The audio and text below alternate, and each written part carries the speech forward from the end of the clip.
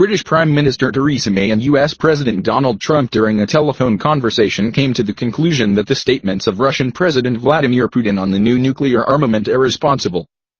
Abstracts of the conversation are published on the White House website. The leaders also condemned the bombing in eastern Ghouta and considered that the Syrian regime, as well as its allies in the face of Russia and Iran, were to blame for the disruption of the humanitarian pause. In addition, Trump and May briefly discussed domestic issues, including an increase in customs duties on the import of aluminium and steel in the United States and preparations for the UK's withdrawal from the European Union. It should be noted that in the conversation with the British Premier, the President of the USA responded to Vladimir Putin's presentation for the first time.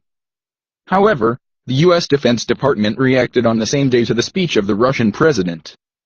The Pentagon said they were fully prepared to reflect any threats. According to White, the Pentagon was not surprised by Russian President's statements on new weapons.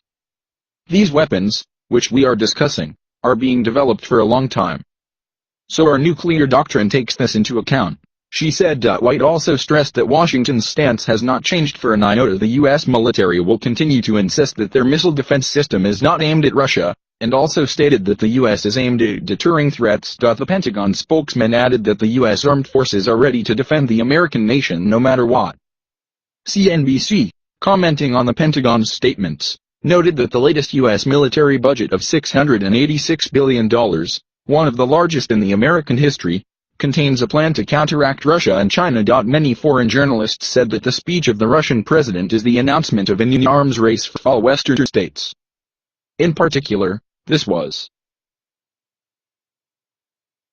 written by the British The Guardian.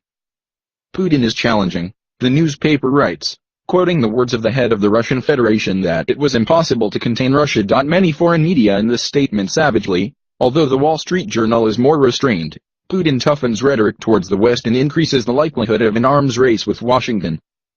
The American newspaper claims that the head of the Russian Federation spoke in a tone reminiscent of the times of the Cold War, thus wanting to prove that Russia deserves a place among the world's military superpower.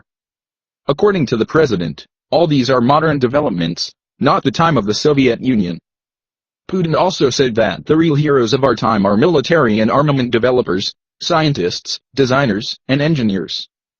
Even surprisingly, despite all the problems we faced in the economy, in finance, in the defense industry, in the army, Russia remained and remains the largest nuclear power.